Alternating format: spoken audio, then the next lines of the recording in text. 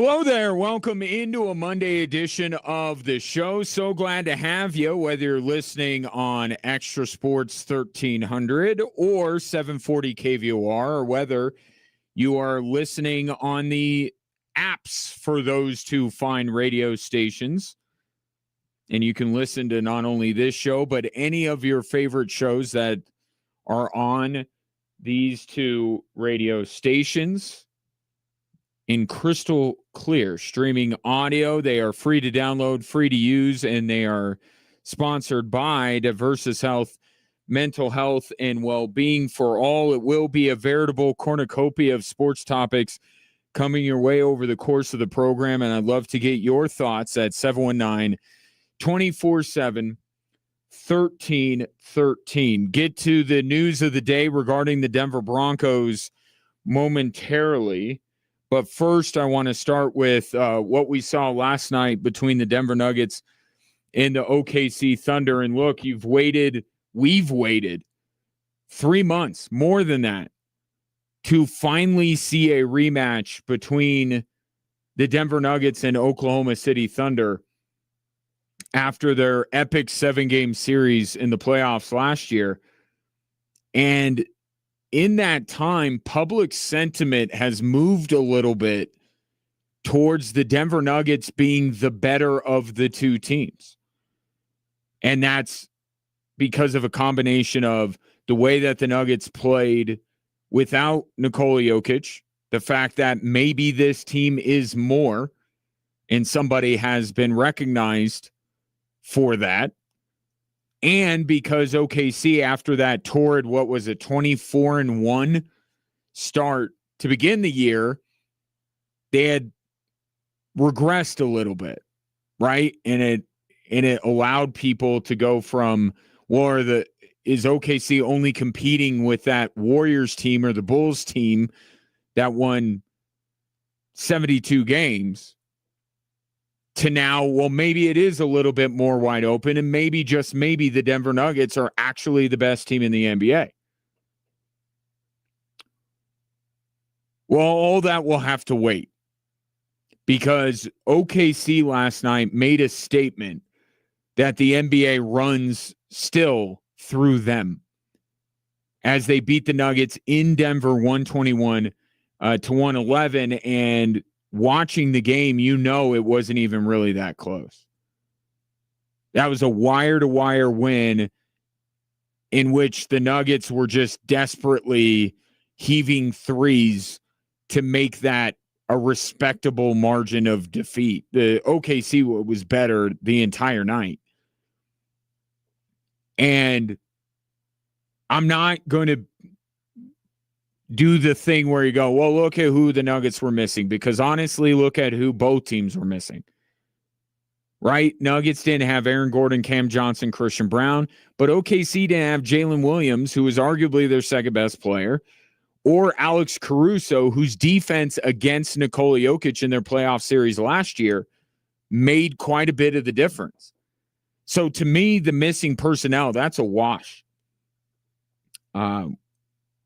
So that was real, what you saw last night. And now some things are going to change. Nikola Jokic won't have a minutes restriction. But look, in the time he was playing, he was like a -6. So I give full marks to OKC. They were the better team. They deserved to win. And I'm not going to sit here and poke holes in it, because if the Denver Nuggets would have won last night, I wouldn't have been poking holes in that either. But what it does do, it makes it a little bit difficult to fully gauge how a 7-game series between these two teams were to go. Not because one team is going to be helped out far more than the other if they get their players back. It's just that there's so many different players that might be on the court for a 7-game series. So it's hard to take what happened last night and say, oh, this is how a 7-game series will go. But for right now, OKC is still the better basketball team until we see both teams have full strength. And let's not forget, too, that the Nuggets did have Jokic, albeit on a minutes restriction, and their newly minted all-star Jamal Murray. So the Nuggets had enough personnel to win last night. That's the way I would put it. And they didn't. And they got handled in the way that if you were to handicap a series between OKC and Denver, and if I were to tell you, how does OKC win that 7-game series? Last night is how they do. Because essentially the discrepancy or the gap between the Nuggets offense and the OKC defense is not as great as it appears the OKC offense to Denver's defense is. Right? Nuggets are the best offensive team in the NBA. Like, look up any number you want to, and it will prove my point. But OKC is a very good defensive team. And on the other side of the court, OKC with Shai Gilgeous-Alexander, who was borderline unstoppable last night. What do you have? 34 points, 13 assists. Denver's defense is not as close to countering OKC's offense as OKC's defense is to countering Denver's offense, if that makes sense. OKC forced 17 turnovers. Right? So look at Shai and then look at the turnovers that OKC created. And it speaks to what I am referring to. The Nuggets have to get better defensively if they are going to down OKC in a 7-game series. And Aaron Gordon and Christian Brown should help that. But again, Alex Caruso makes OKC's defense better, and Jalen Williams makes OKC's offense greater. So you're missing a couple of the guys that you would rely on to be your best defenders, but OKC could bring some guys back that make them even better. So as much as I'm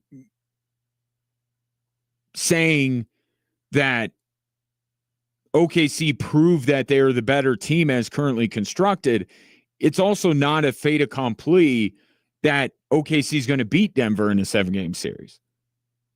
Like, you legitimately still don't know yet, but all you have is the next game. And this was the first one between these two teams, and OKC was much better. And when you think about how last year's series went, the difference in the series became what? Health and depth. Nuggets not totally healthy, and it's affecting their depth. And when they get those guys back, then we can judge whether it is truly enough depth to beat the OKC Thunder. And they'll play again on the 25th.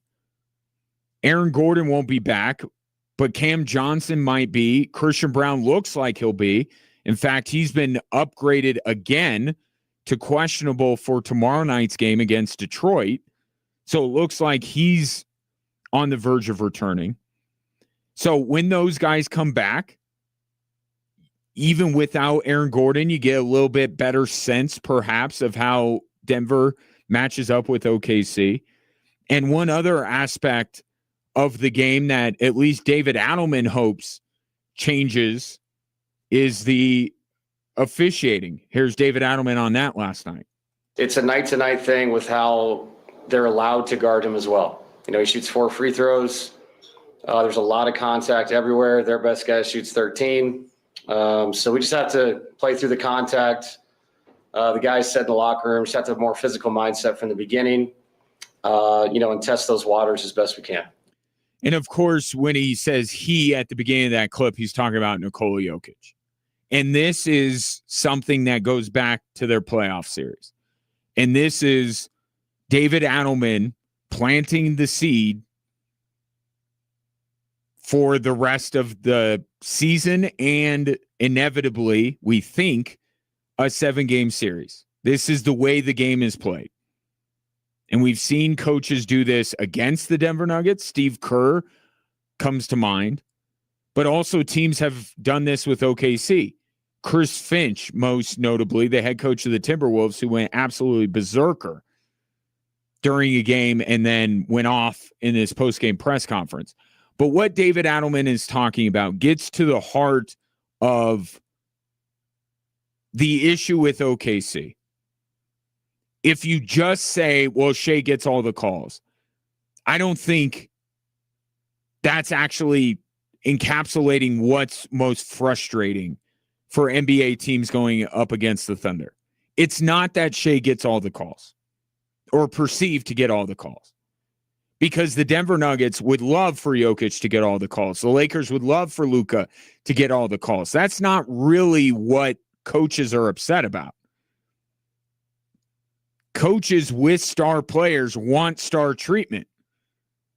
The issue with OKC, and you saw it in the 7-game series, is that Shea gets star treatment. Okay, fair enough. But then on the other side of the court, Nikola Jokic gets mauled. And he's not the only one.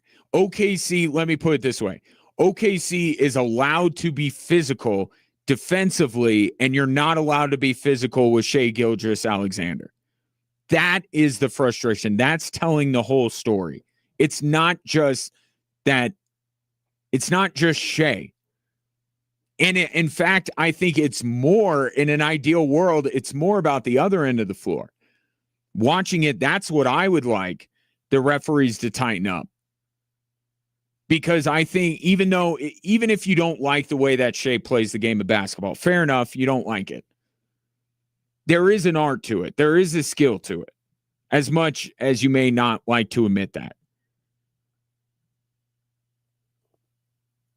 But I think what you would want if you're a Nuggets fan, and what David Adelman wants, is just to say, okay, if it's game on, if on the defensive end it's game on, then let it be on both ends of the floor here. And this is the genius of what Mark Daigneault, the head coach of OKC, did in the playoffs. He knew this. So he put Alex Caruso on Nikola Jokic. And because of the perceived physical mismatch that existed between 7-foot Nikola Jokic and 6-foot whatever Alex Caruso, the referees let Caruso get away with more to even it. And in their mind, subconsciously or consciously, they're evening it out. Because if Caruso isn't allowed to be physical, Jokic will dominate him. Okay. But you're playing right into what OKC wants to do if you're letting Caruso get away with stuff. So there was David Adelman. Again, it's consistency. If you're going to allow the Thunder to be physical with the Denver Nuggets, fine. Those are the terms of engagement. David Adelman's saying we'll abide by those. But when it seems like it's so lopsided and so different from when OKC is on offense and when they're on defense, that's where the frustration lies. That's what David Adelman is fighting there. And not he nor I are saying that is the reason why OKC lost. That the officiating thing is a bigger picture part of this. The fact of the matter with last night is OKC was the much better team. They turned the Denver Nuggets over 17 times. They went absolutely berserker from 3-point range in the third quarter. They were much better than Denver. Officiating did not decide that basketball game. But you would expect over the course of the rest of the season, when these two teams match up 3 more times, and when they meet up in the playoffs for 7 games, it's not going to be that way. Games are going to be closer. And if these two teams fully healthy, it's a toss-up. then any advantage that goes one way or another could tilt the series, including officiating.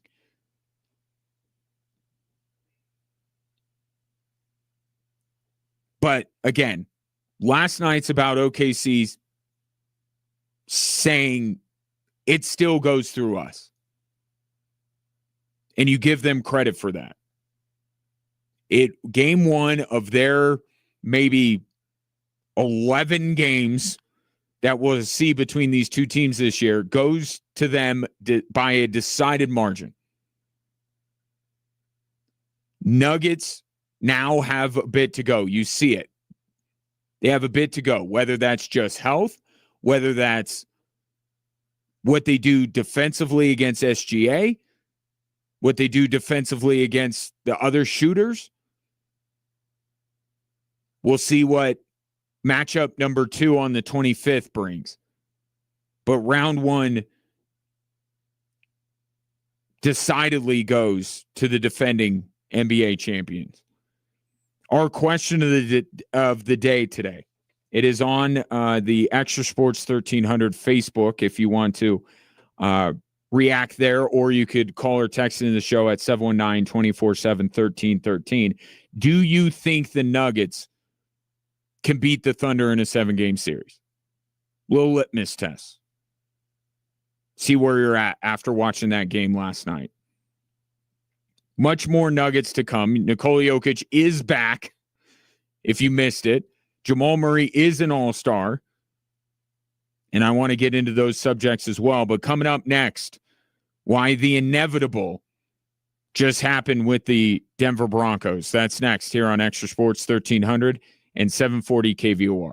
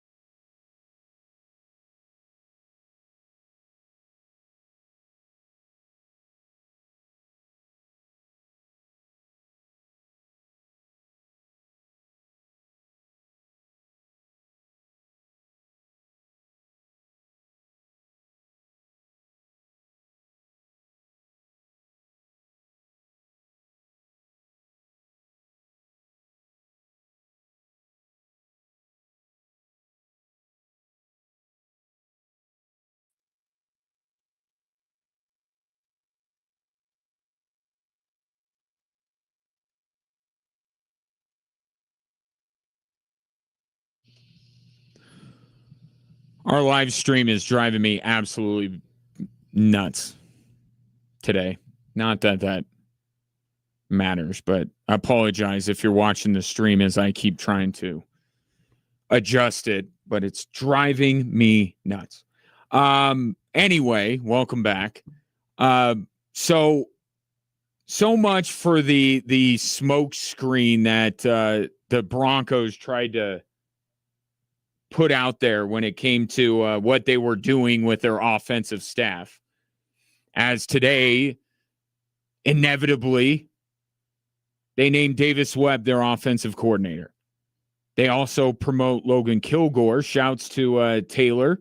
You know, Taylor used to work at KKTV 11. Her brother is now the QB coach for the Denver Broncos. But this was always going to happen with the alternative. And it didn't have to be, we're doing this just so we can keep Davis Webb from going to Vegas.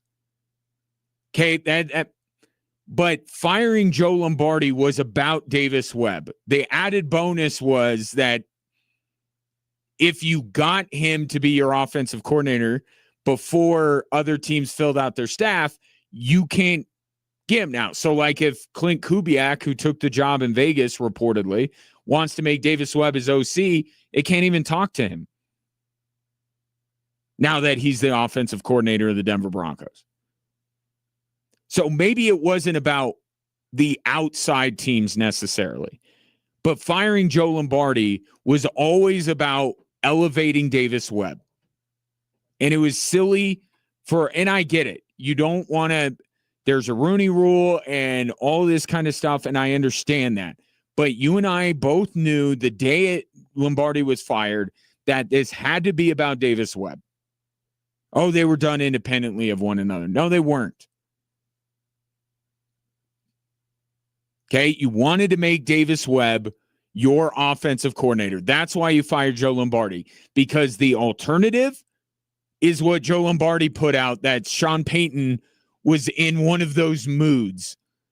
That's not, you fire somebody because you're in a mood. That's not a good look for Sean Payton. The fact that you wanted to elevate Davis Webb and make him your offensive coordinator, that's a football reason. That's a good reason to fire Joe Lombardi. So the Broncos earlier this afternoon officially announced Davis Webb will take over as the offensive coordinator. And the only job that I thought, because I didn't think Davis Webb was a serious head coaching candidate anywhere, the only other job that I thought could pry Davis Webb from the Denver Broncos is if Jesse Minter offered him the OC job in Baltimore. That would have been a better gig than being the offensive coordinator for the Denver Broncos. Because there you would have Lamar Jackson and you would have certainly play calling duties. But on Friday, the Ravens hired Chicago's offensive coordinator and gave him play calling duties. So I thought that was the last hurdle. That was the last thing that had to happen. Earlier that day, the Broncos, it was being reported, were in compliance with the Rooney Rule. They conducted all the interviews they needed to. With the Ravens OC job being spoken for, that was the last hurdle, and it was only a matter of time. And here we are on Monday with Davis Webb becoming the offensive coordinator. So now the question becomes, because this is not in any of the reporting or the official announcement by the Denver Broncos, simply elevating Davis Webb to offensive coordinator, to me, is not enough. Are you going to give Davis Webb play calling duties? Head coach / play caller, I think, is starting to become a bit of a dying breed in the NFL. It's dying a slow death, but a death nonetheless.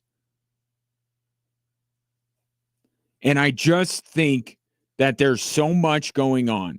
that if you trust the person that is your offensive coordinator, even if you're an offensive-minded head coach like Sean Payton, then you need to empower him with the ability to call plays. And it's not that Sean Payton, you don't think Sean Payton can overrule Davis Webb? Of course he can.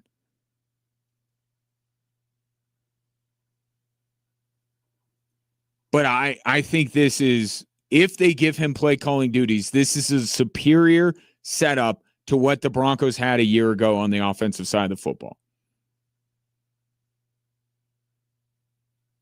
And I would be curious to see, because of how close Davis Webb and Bo Nix, that relationship has been, do we see a little bit more of the give and take that you and I discussed throughout the season that we didn't think was quite happening?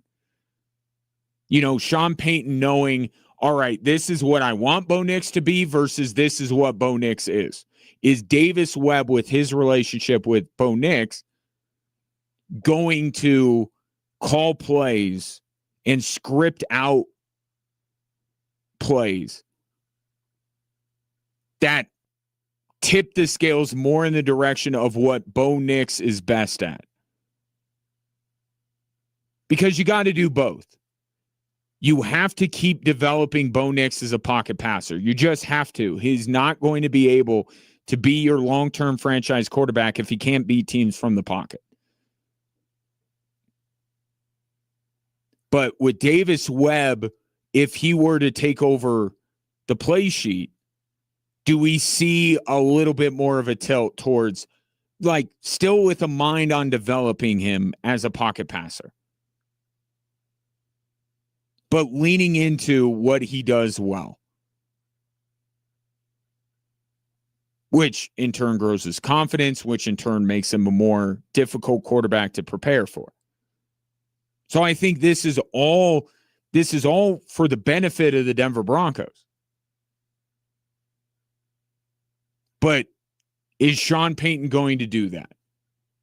That's the last question to be answered. I would be surprised, given the other jobs that were out there with play calling duties, that wasn't part of what Davis Webb wanted when he ultimately did interview for the job, as informal as that might have been. I would imagine he wants play calling duties. Is Sean Payton going to give those to him? I think it's to the benefit of the Denver Broncos that he does. Doesn't mean that Sean Payton is going to have any less say on the offensive side of the football for this team. But you gave him play calling duties for, albeit a preseason game. The returns were good. If you believe in this guy enough to fire someone that you have coached with for 15 years, then you should believe in this guy enough to hand him the play sheet. And yes, you'll keep a watchful eye.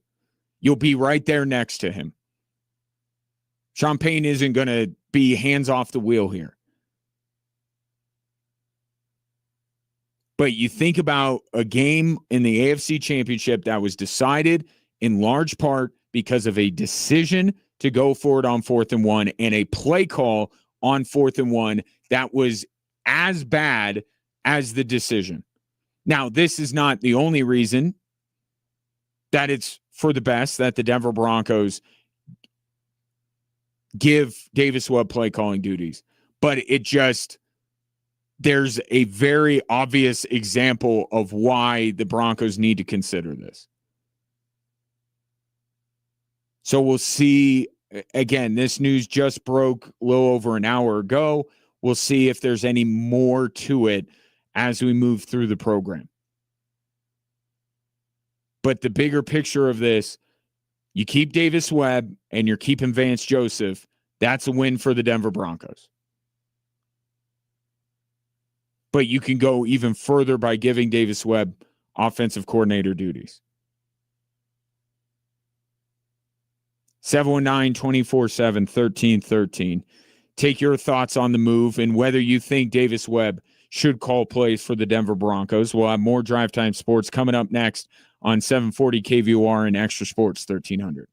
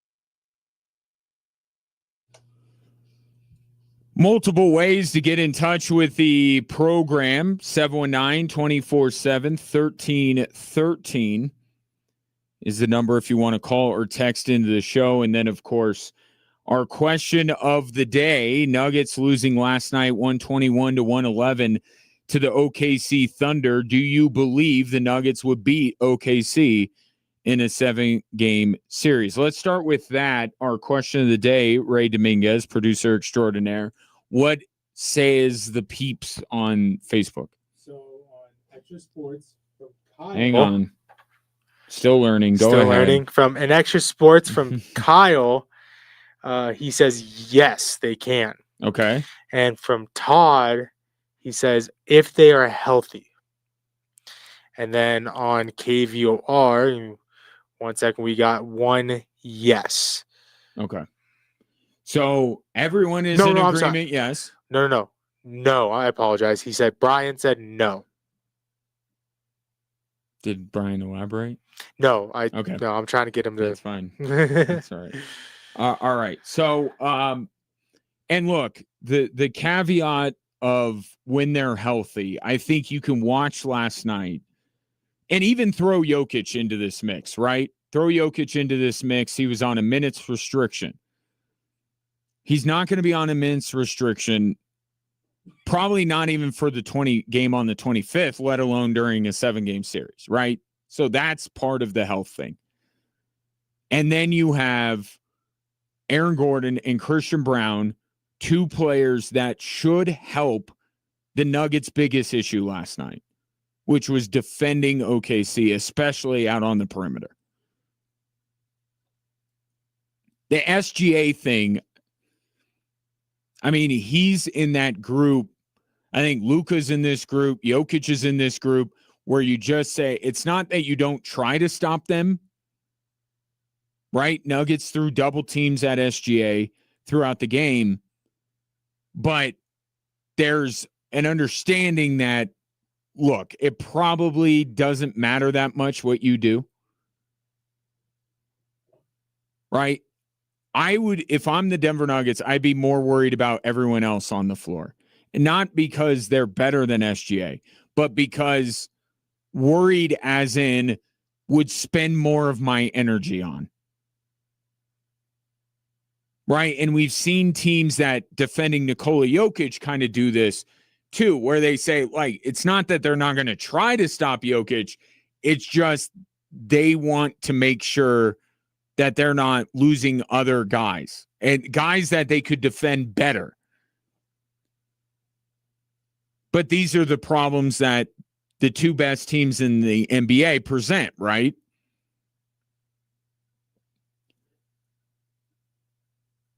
And I also don't think, for the record, that Cason Wallace is going to put up 27 points in every game that these 2 teams play from here on out. So I think that's the right, if you're going to say yes, that's the right thing to throw out there. And look, that was always the understanding. It wasn't that the Nuggets, with just Tim Hardaway and Jonas Valanciunas, would be able to beat OKC. No, it was with Jonas Valanciunas and Tim Hardaway, and also Christian Brown and Aaron Gordon. It was about what the Nuggets were last season, plus what they brought in the offseason. That was going to be OKC. And you do have to have those players. I just don't, the differentiation I make is I just don't want that to be, oh, that's the only reason why OKC beat them last night. That's not true. But when you handicap a 7-game series between these 2 teams, it would be very difficult for the Nuggets to beat OKC if they don't have Aaron Gordon and Christian Brown. And again, Christian Brown was upgraded to doubtful yesterday, has been upgraded to questionable for tomorrow night's game in Detroit. So it looks like the next time Denver and OKC, knock on wood, nothing else happens between now and then, we'll have Christian Brown, and we'll see what that adds for the Nuggets in round 2, if you will, with OKC. What was the text regarding, Ray? The Denver OC. Oh, okay. This Go from ahead. Tom. Okay. The real question about Broncos OC is, do you think, like you said, do you think he would give up play Yeah. calling? And I don't. Tom doesn't think he Yeah. will.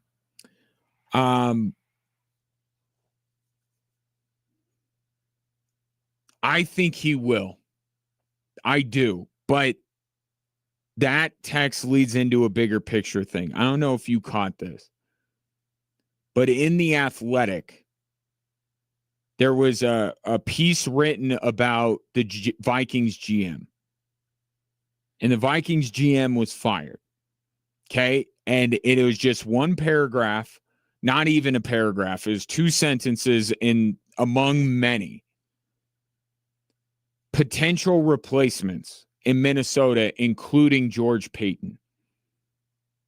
So here we are again, different sport, but history repeating itself. A franchise in Minnesota trying to poach the intellectual capital from a team in Denver. This is what Minnesota did with Tim Connolly.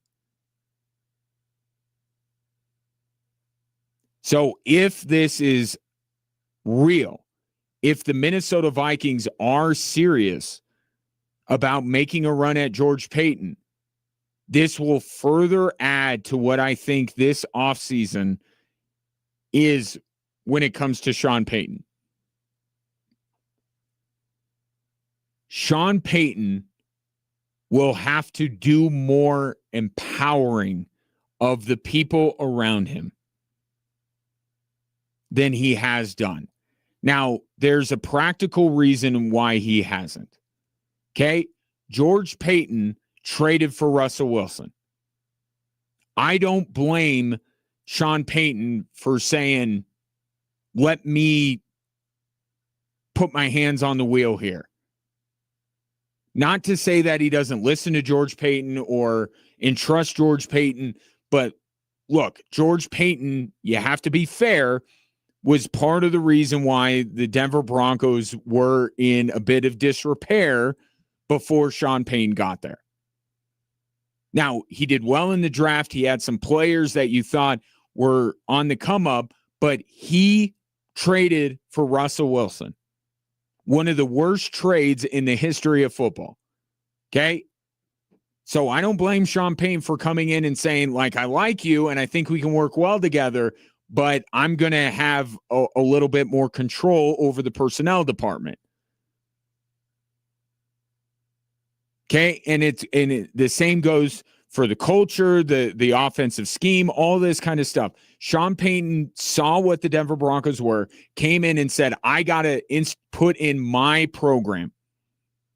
I got to make all the changes from personnel to scheme to play calling to the way we go about our business to what we eat for lunch, right? And Sean Payton made all these sweeping changes, and there is no argument in how that it's been successful. It absolutely has. But after that program building that goes on, and again, this is a team that made the AFC Championship. The program is built. The program is in place. Now, the people that you have chosen, because any of these guys, players, coaches, or general managers alike, if Sean Payton didn't want them there, they wouldn't be there. Sean Payton has certainly done some things to make my point.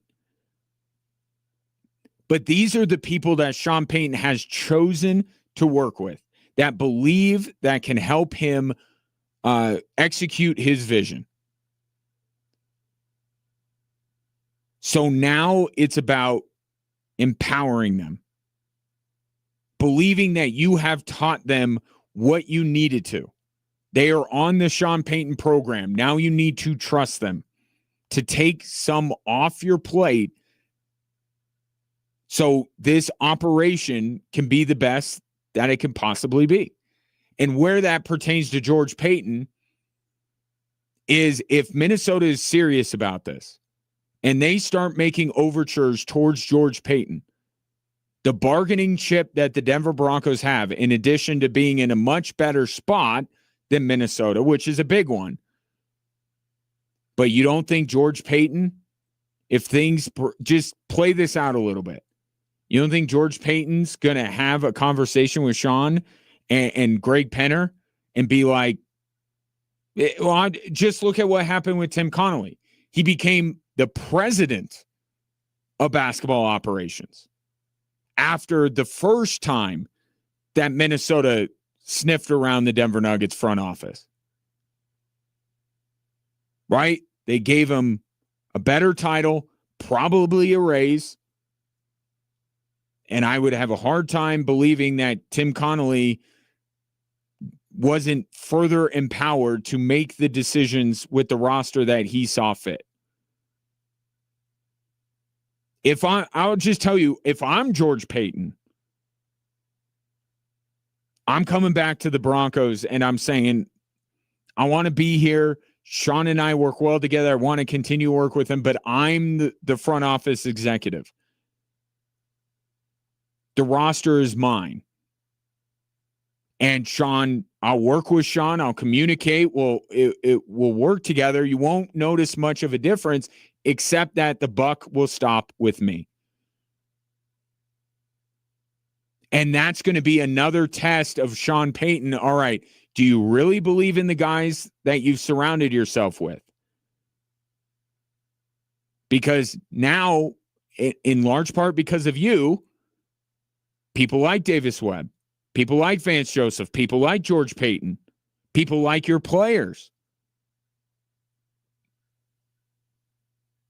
All of a sudden, there's a market for them. And it becomes, what can you do to keep those people in-house? With Davis Webb, that's certainly out there. With George Payton, it's more of a wait and see. Let's see if this is more than just, hey, let's throw a name out there to add to our article, or if Minnesota is serious about making a run at George Payton.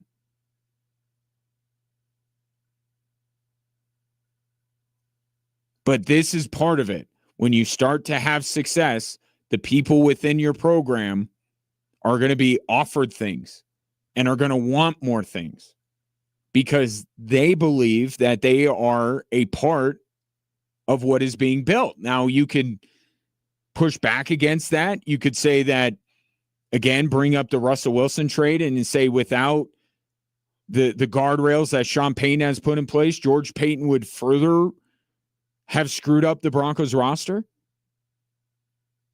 And maybe you don't believe that Davis Webb is a better play caller than Sean Payton, but I'm just telling you the way it works. They're going to want those things. And if Sean Payton believes in these guys, he's got to allow them to work with a little bit less of a heavy hand.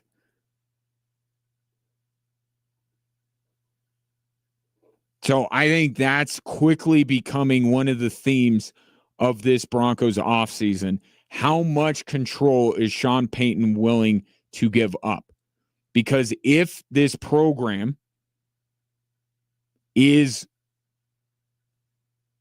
planning to be successful into the future, he's going to have to give up control. Yes, he'll still be in many ways the face of the organization. He'll still speak for the organization. This is not a radical change that I am talking about for the Broncos. But it's different. It's different than when Sean Payton came in to resuscitate this franchise. They're resuscitated. Kudos to Sean for doing that. The scaffolding is in place now. Now you got to remove the scaffolding and you got to let these people stand on their own and be able to help you sustain the success that you have had in your short time in Denver. So I do think that he's going to give Davis Webb play calling duties. Now, it may not be play calling autonomy like maybe Davis Webb would have gotten if he would have signed up with Jesse Minter in Baltimore. but it is play calling duties. I do believe he will, because I think he realizes what I am saying is true. He knows that he is going to burn himself out. If nothing else, he is going to burn himself out with so much control over every aspect of the Denver Broncos. He has got to empower the people around him. It starts with Davis Webb, and then we'll see what this Minnesota George Payton stuff is all about and whether a similar conversation needs to happen there. I think he will. I think he will give up play calling duties. But he will be standing right over the shoulder of Davis Webb. 719-247-1313.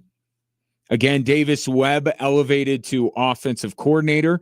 Does not look like, with the news about Clint Kubiak reportedly taking the Vegas job, Arizona went with the Rams offensive coordinator. So it looks like the coaching musical chairs, the music has stopped, and Vance Joseph doesn't have one of those chairs. And that is a big win for the Denver Broncos, that both Davis Webb and Vance Joseph remain with this team. But how other things change, that's going to be interesting to watch moving forward. 719-247-1313. Coming up next, we thought this was sure to happen, but we didn't quite know until yesterday's official announcement. One thing that has been said about Nikola Jokic and his supporting cast that no one can say anymore. You're listening to Drive Time Sports on 740 KVOR and Extra Sports 1300. Be back right after this.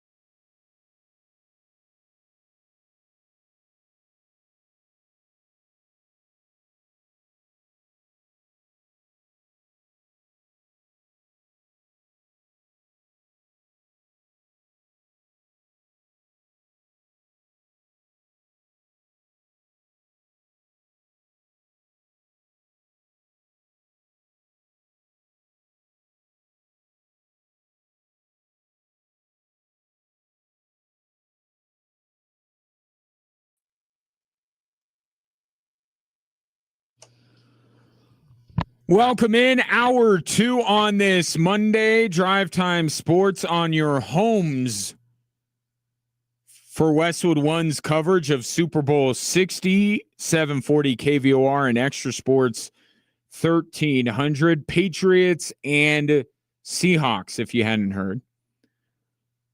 We'll get into that game as we move through the week. I actually have a question today about it that I'd like to ask you. I'll leave you in suspense on that. In the meantime, if you want to reach out, you can call or text in the show at 719-247-1313. Or if you are one of the few, hopefully soon to be many more, watching this show on a daily basis, whether it be on Facebook, Instagram, YouTube, or X, you can drop a comment right there and we'll read it on air and can display it on the stream so you can get your moment in the sun with your Facebook or Twitter avatar and your thoughts on the day's topics. A conversation is kind of emerging here with Davis Webb being officially named the Broncos offensive coordinator in a move that should not shock anybody. But the thing that is a little bit more up in the air is whether he is going to be given play calling duties, which I think would be in the best interest of the Denver Broncos. But my assertion has been met with a fair amount of, not my assertion about it being for the best for the Denver Broncos, my assertion that Sean Payton realizes this. I've gotten some pushback on that because of 3 letters, E, G, and O. So I'll ask you if you think Sean Payton's ego will allow him to give play calling duties to Davis Webb, something that the Denver Broncos need in 2026 and beyond. But in the meantime, if you've listened to this show for really any amount of time, because it's one of the things I come back to because we, just recently had the Pro Bowl rosters announced. I don't care a lot about all-star nods because of the popularity contest aspect of this. I think someone who ends up with 11, 12, 13 all-star appearances, I would challenge to say, did he deserve to go to all of those? Here's a great example. How many was this 21 all-star games now for LeBron James? Doesn't deserve this one. And yet he was chosen. So what I do care about though, is when you get named to your first. That matters. That's a significant moment in the career of a professional athlete. But 1, 3, 5, 26, from then on, you're an all-star. Jamal Murray is now and forevermore an all-star, as he was selected yesterday to participate in his first all-star game. And so this is a significant moment. And look, Chet Holmgren's a first-time all-star, Jalen Johnson on the East. For those guys, I care. But you get one, and then we move on because all-star games have become more and more irrelevant. But to get named by your peers, by the media, by the coaches, by the fans for the first time, regardless of what body of voters are picking you, that's significant. And that's something worth noting. And Jamal Murray is absolutely deserving of this. Career highs in scoring, assists, rebounds. And he is shooting better from the field Ironically, not from the free throw line this year, but everywhere else on the floor, he's shooting better than he has at any point in his career. And you knew that Jamal Murray was a borderline all-star at his best in previous seasons, right? The best Jamal Murray seasons, you would say, well, he deserves to be in the conversation. But I've been one that says I haven't once said that he should be an all-star until this year. Because he has taken his game to an all-star level and has taken his game to a level that I thought he could always get to. You've seen this guy in the playoffs. I mean, he's one of the best playoff performers in the last 20 years. Why does the disparity between who Jamal Murray is in the playoffs versus the regular season, why does that need to exist? I submit to you that it doesn't. He could be a playoff riser. Other guys like that exist, like Jimmy Butler. But the disparity between the two doesn't have to be as great as it has been. So I thought Jamal Murray was capable of being an all-star. And I said going into the year, he had to play in an all-star level. It's time for him to make an all-star team. And to his credit, he has done that and has absolutely deserved it. This is not because, somebody was unavailable. Jamal Murray got in first try. Right? He's not an injury replacement. And a lot of this, too, it's not even like, oh, hey, Jamal Murray needs to do better at this or that in order to elevate his game. Just needs to be available. That's all it is. Think about the fits and starts that so many of his seasons have had. That's, I think, cost him all-star games. Because he played for a little bit. You're like, okay, Jamal Murray's getting going. Then he'd be hurt. And then he'd have to recover and he'd be a little bit slow getting back. And then he would ramp himself back up. Like, I think the biggest reason why Jamal Murray is an all-star this year and is putting up these kind of numbers is because he's available. He's played in 45 of the 50 games this year for the Denver Nuggets. And the irony should not be lost on anyone, the fact that he's been the pillar of health for the Denver Nuggets. Everyone else is dropping like flies around him. Jamal Murray's been the one guy that's been in the lineup far more often than not. But that's all it was going to take. The potential was always there with him. The skill level was always there with him.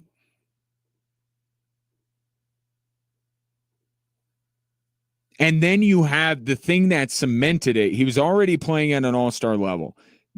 But the thing that cinched it, with no debate on whether he could be an all-star, is the way he has played with Nikola Jokic out. Yes, Peyton Watson has been the most pleasant surprise over this time. And Peyton Watson last night was really good too, even with Jokic back. But Jamal Murray was the main reason that the Nuggets were able to stay afloat and do better than just stay afloat while Nikola Jokic was out. So that put it over the top. That made yesterday's announcement not at all surprising and would have made his, being left off of that roster puzzling, to say the least. And this isn't just good for Jamal Murray and the Nuggets. It's great for Jamal Murray. It's great for the Denver Nuggets. But it might be the best thing for the All-Star game because of what Jamal Murray said about his intent when he goes to LA in a couple weeks.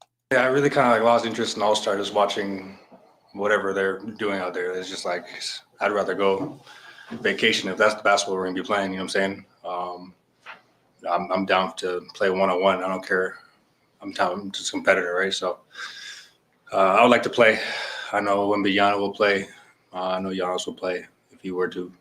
So I just I want to be one of those guys that's known as somebody who's gonna play hard every time he steps on the court and not just half-ass it. For that reason alone, if he would have said that, and he's not the one to campaign. In fact, he has both minimized him being named an all-star and the Nuggets Thunder game in 1 week, because that's just how Jamal Murray rolls.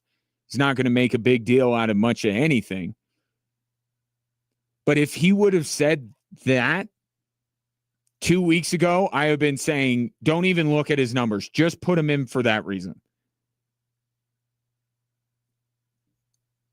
What the All-Star game needs are 12 Jamal Murrays in the West and 12 Jamal Murrays in the East. That's what's missing here. That's your complaint about the All-Star game. These guys don't care. They don't want to play hard. And here's Jamal Murray saying, I'm going out there to play hard. Now, it should be a little bit worrying to fans of the American team, the fact that it's Giannis and Wemby and Jamal who are all ones who want to play hard. But Jamal Murray might, in one foul swoop, go to his first All-Star game and save the All-Star game in 1 weekend. That's probably too much to put on one guy, because Giannis has been playing hard in All-Star games and it has not shown up in the result. We still come away incredibly disappointed. And by the way, the guy that he's going to have to, make an impression on more than anyone is his own teammate. Because I say a lot of nice things about Nikola Jokic, but his effort level in the All-Star game is not something I compliment. He's as big of a problem as any of these guys in just goofing off. So maybe being there with his teammate will get him to lock in a little bit more. But I hope Jamal Murray has a positive impact on this game. You couple that with the USA versus the world dynamic, who knows? I have a kernel of optimism regarding this year's iteration of the All-Star game. A kernel, nothing more.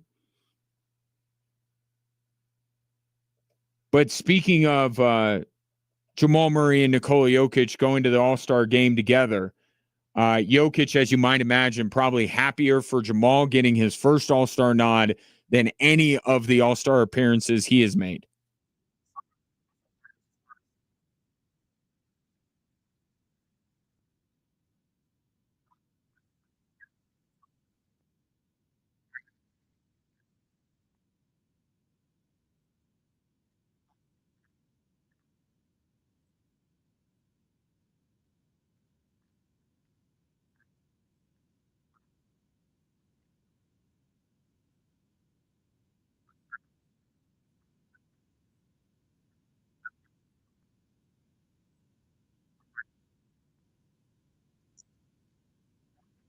To see, it'll be kind of neat. You got to put them on the same team, right? I know they're going to divvy out these teams, and I think there are too many international players to put on just one team. But you got to have Jokic and Murray together. And you got to have that two-man game. As long as Jokic is going to play as hard as Jamal Murray, you got to have that two-man game against a team of all-stars. Again, kernel of optimism regarding the All-Star.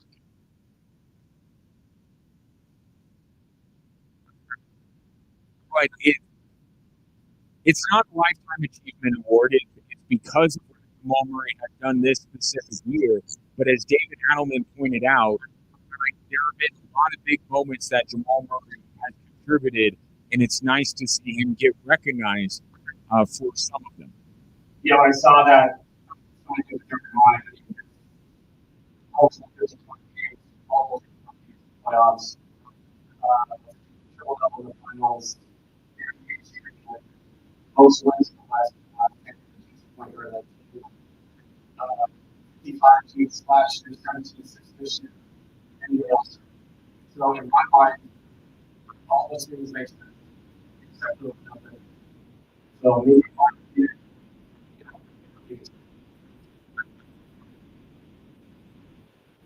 And I asked this question a few weeks ago, just kind of threw out there, not really leading to anything, but just saying, remarking about the way that Jamal Murray has played, is there a level higher than All-Star? And there is. And David Adelman just alluded to it. It's all NBA. So this was a necessary step here for Jamal Murray to fill out the resume a little bit more, but the way he's playing, that's a real thing. That's not just the head coach of Jamal Murray getting greedy and saying, I want my players to have everything. That's the next step for Jamal Murray. And it can happen this season. Is Jamal Murray an all-NBA performer?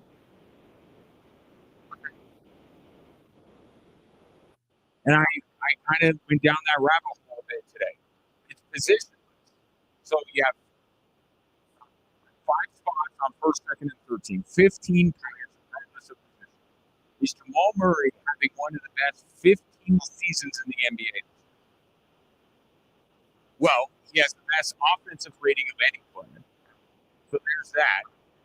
But also, there's a list of only 7 guys that were qualified. Because remember, we got this 65 game rule, which again is wild to think that Jamal Murray on this page to qualify for that, given that his availability has been in question so often through the course of his Nuggets career.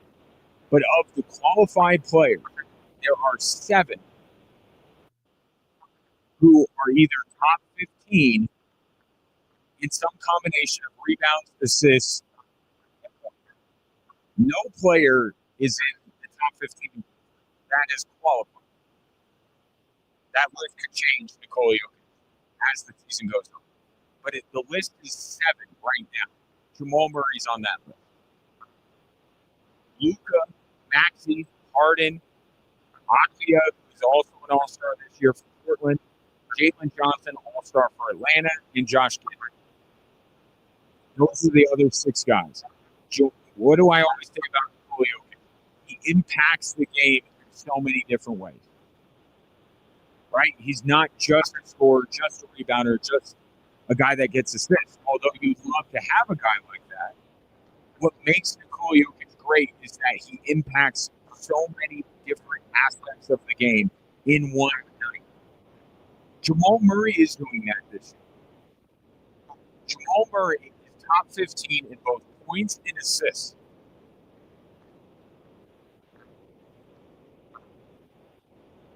So I think by the way, he's on up until last night, the team that many people believe was the best in the NBA, still one of the top 3 teams in the NBA at worst, and he kept the team afloat without the best player in the world.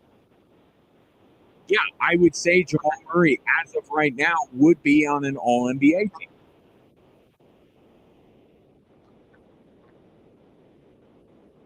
We'll see if he sustains that form throughout the season. But for now, he's an all-star. And now the conversation surrounding the Denver Nuggets can be what it was when they won a championship. Remember, it wasn't just Jokic. The talk was about the duo of Jamal Murray and Nikola Jokic, the best duo in the NBA. And now Jamal Murray has added something to his resume that further fortifies the fact that the Denver Nuggets have the best duo in the National Basketball Association. Well-deserved for Jamal Murray. He is now and forever an all-star. And I really hope he has a positive impact on that game and gets other guys to elevate their game and play hard. Because that used to be must-watch television, the All-Star game, and now it's a dream. 719-24-7. 13-13. Your thoughts on Jamal Murray being an all-star? It was, on balance, a more positive weekend than a negative one for the Denver Nuggets. They did lose to OKC, which might be the biggest, well, right along with Jamal Murray, the biggest story of the weekend. And then you had Nikola Jokic's return. It's that as well as our emerging question of the day. Davis Webb, the new OC for the Denver Broncos. Will Sean Payton give him play calling duties? More Drive Time Sports after this on 740 KBOR and Extra Sports.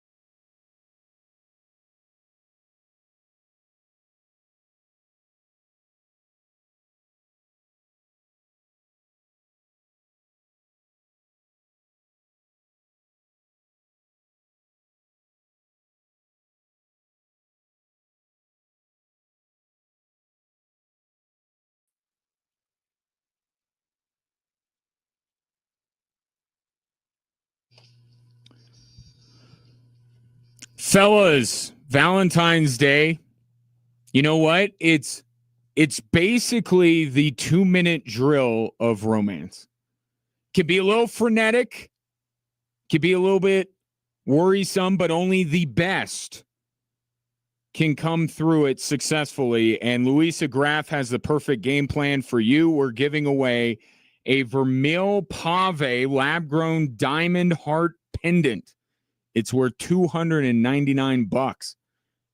And you could get for nothing. All you need to do is enter to win right now at xtrasports1300.com or kvor.com. Either way is good. Just enter before Sunday. Speaking of 2-minute drills, that would be a big job for an offensive play caller, don't you think? So this just coming in from the Denver Post. So that while Davis Webb has been named as the offensive coordinator of the Denver Broncos, a source says that there's no language in his contract guaranteeing him play calling duties. Now, is that something that normally, I don't know how often we've delved into offensive coordinator contracts. But there's nothing in the contract that guarantees that he's going to be the offensive play caller. However,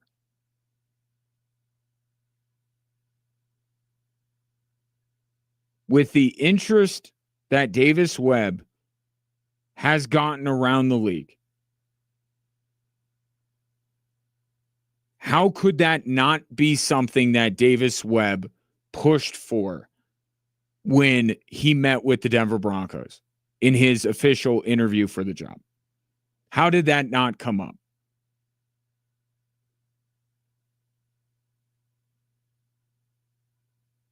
And how could it not have come up when Davis Webb just saw what happened to the last offensive coordinator that didn't call plays? Okay, I don't know what jobs Davis Webb could have had. Did he turn down the Ravens, or did the Ravens decide against Davis Webb for their offensive coordinator job? I don't know that, and I haven't seen any reporting to tell us one way or another. Okay, but he was interviewed by Buffalo, by Vegas, by Baltimore. I think the Cardinals were talking to him. You think that he's going to garner that kind of interest around the league and then come back to the Denver Broncos and say, give me the Joe Lombardi?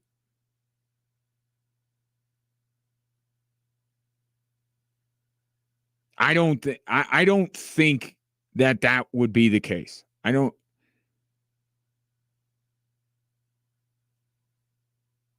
Now, could there be some kind of middle ground here where Sean Payton says, well, not year one, but year two? But again, what's to keep if Joe Lombardi's statement after he got fired has any ring of truth to it?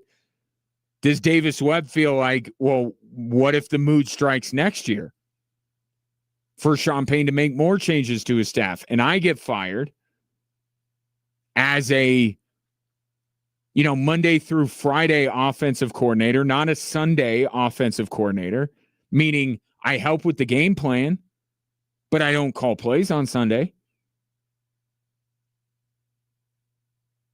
I don't know how Davis Webb, if his star has risen to where it is, that he at least doesn't go into that room with Greg Penner, Sean Payton, Condoleezza Rice, I don't know who is in there, and say, I would like play calling duties.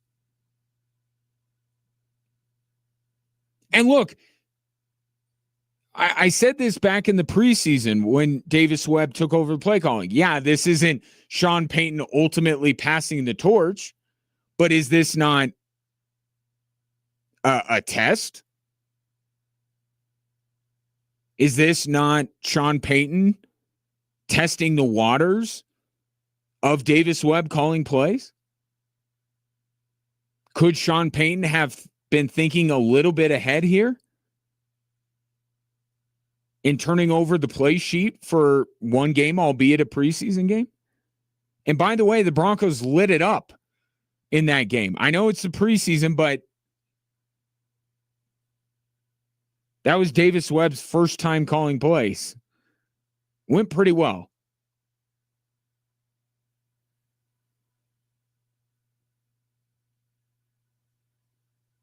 If I'm advising Davis Webb, or if I'm Davis Webb, I'm going into that room and I'm saying, what about play calling duties?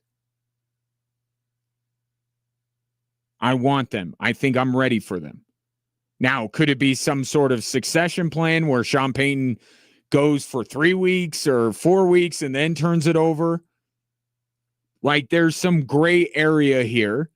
But ultimately, the question is, because Sean Payton's not going anywhere, is Davis Webb going to be his play caller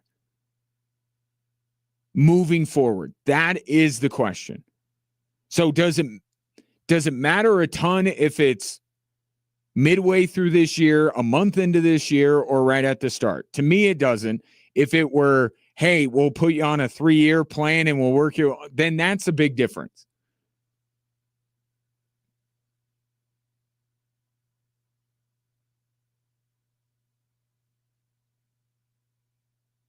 And I get it. This would be unlike Sean Payton. But Sean Payton has talked about some of the ways where he's evolved. Okay, and this isn't Sean Payton reinventing the wheel here. This is giving his hand-picked offensive coordinator play calling duties. Okay, Sean Payton's thumbprints are going to be all over whatever successes the Broncos have this season. He will get credit. Well, I'm not going to be sitting here on a Monday talking about the Broncos winning and giving Davis Webb all the credit. So if you're worried about ego, just know that Sean Payton's ego will be fed by the fact that one of his top lieutenants is doing a great job and the Denver Broncos are still winning games. And he still gets to be the guy that steps to the podium after the game and take credit for the win. And will be given credit for the win. Like, there's a lot of other ways that Sean Payton's ego can be fed while still giving Davis Webb play calling duties. But I'd also challenge, if you still don't believe that, I would challenge Sean Payton on the idea of, doesn't it actually speak to how much better of a coach you are that you're able to promote from within, empower, and one day Davis Webb becomes a head coach? Right? The Shanahan coaching tree is the envy of every coach. That's their legacy. Another beyond whatever winning they do. That's their lasting legacy. Davis Webb is going to outlast Sean Payton in the NFL.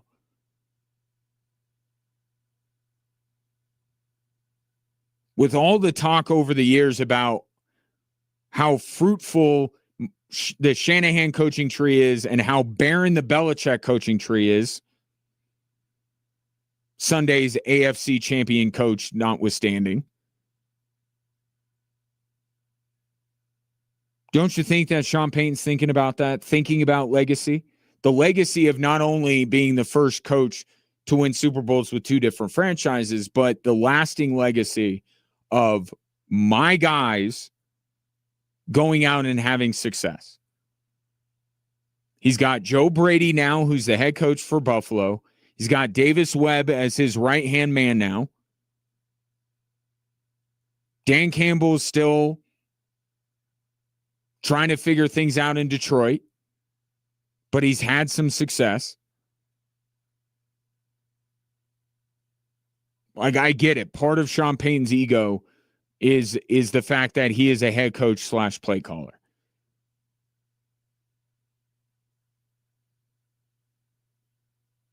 but it could feed his ego if Davis Webb is a smashing success as a play caller and a coach in the NFL. And who better to learn from than Sean Payton? See? Feeding his ego. 719-247-1313. Over the weekend, Nikola Jokic returned. It would have been nice if he put up the performance that he did on Saturday. On Sunday, but we'll revisit that coming up next here on 740 KVOR and Extra Sports 1300.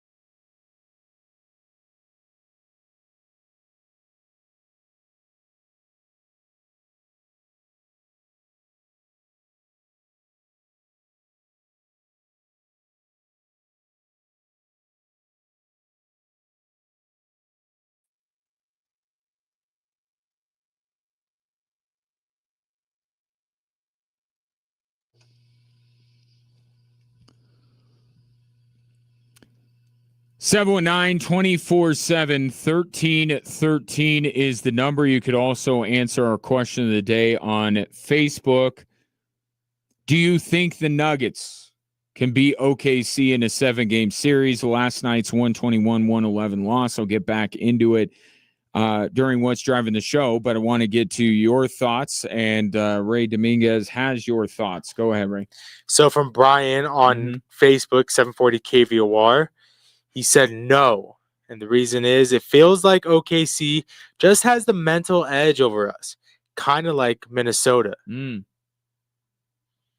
That's interesting.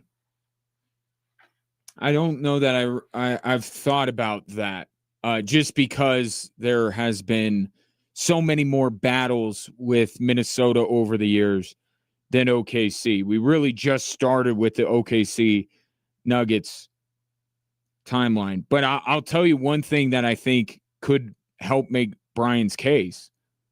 It's what David Adelman said about the officiating. Like and I don't want to put words into Brian's mouth, but one place that you look at as a sign that maybe a team is in their opponent's head is when that coach steps to the podium and starts talking about officiating. And what I can say, let me play the audio. Here was David Adelman last night talking specifically about the perceived disparity or discrepancy in the way that Nikola Jokic and SGA are officiated. It's a night-to-night thing with how they're allowed to guard him as well. He shoots 4 free throws. There's a lot of contact everywhere. Their best guy shoots 13. So we just have to play through the contact. The guys said in the locker room, just have to have a more physical mindset from the beginning, and test those waters as best we can. And look, David Adelman did not go ballistic like Chris Finch did, so he's calmly talking about this. I think we're still in this is planting the seed territory, but I think if this continues to be a talking point, then I think we're going down the road that Brian is talking about. Like, look, Phil Jackson, even with those Bulls teams, as dominant as they were, used to do stuff like this. So I'll grant David Adelman a few matchups. And last year, look, he's the interim coach. Does he really have that much authority? Right now it's coming from the head coach, the full-blown head coach of the Denver Nuggets. And it's him saying, this thing's got to be more consistent.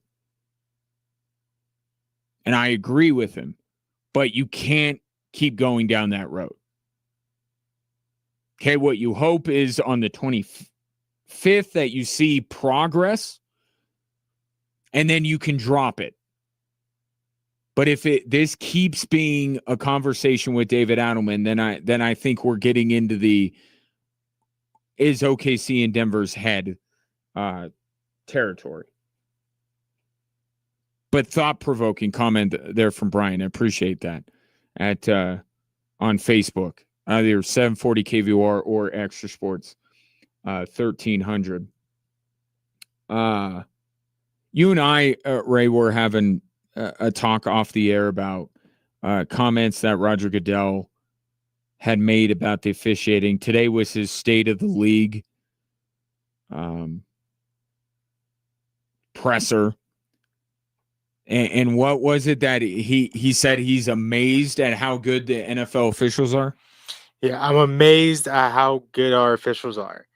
And he said the goal is to start using AI and will work to help prevent the obvious error. And this is, by the way, on the heels of, I think it was Jonathan Jones of CBS reporting that the NFL is considering allowing referees based on video replay to go back and call a penalty. But, and here's where it always starts, but only the obvious ones. Face mask, roughing the passer, those kind of things, the obvious ones, they're going to go back. I actually agree with Roger Goodell more than most people do, because I think what the NFL officials have to take in on a down-to-down basis, everything they have to see to be able to quickly adjudicate anything that happens, I think they are outstanding at it. I think more often than not, what makes the officials look bad, replay review is one, and the rule book of the NFL itself. May I direct your attention to 3 weeks ago with Brandon Cooks? Okay, referees got that 100% right, but they were getting killed for it. Why were they getting killed for it? They shouldn't be. It's because of the rule book. So I would actually agree with Roger Goodell in the talent level of NFL officials, but they have so many other things, and now Roger Goodell is adding AI to the mix. I mean, there's some things AI can do, and there's a lot that it can't do. But it's just another thing that will either undermine what the officials do, or it'll convolute what the officials are trying to do. Like, it's just, they do a great job. And I just wish more people were okay with the human error aspect of the game, because it seems like every expansion of the rule book, every addition to the rule book, and every expansion of video replay just makes things worse. So to me, that's the question I would ask Roger Goodell. Do you want to peel back some of the layers here and allow the officials to do their job and allow people to understand that these are human beings that are taking in all of this action at field level without the benefit of slow-mo replay, and they are infinitely better than any Tom, Dick, or Harry sitting on their couch doing this. Infinitely better. But there are all of these other things that are undermining what they do and making them look bad. And this latest thing thrown out there by someone in the NFL, and this is what they do. They send up a trial balloon, see how everyone reacts, and then they go, well, when we put out that report through CBS the other day that we were considering this, people hated it. So let's not do this. Let me be on record and say I hate it. I hate the going back after the fact and saying, oh, by the way, like the referees already got to explain a lot after a video replay review. They also have to say, and by the way, you know what a lot of calls would turn into? Remember that call when the Lions thought they had won the game? And then the referee got on and it was like, the ruling on the field is touchdown, but sorry, guys. Da, da, da, da, da, da, da. Like, replay confirmed that Cortland Sutton scored a touchdown, but we saw Garrett Bowles hold, so never mind.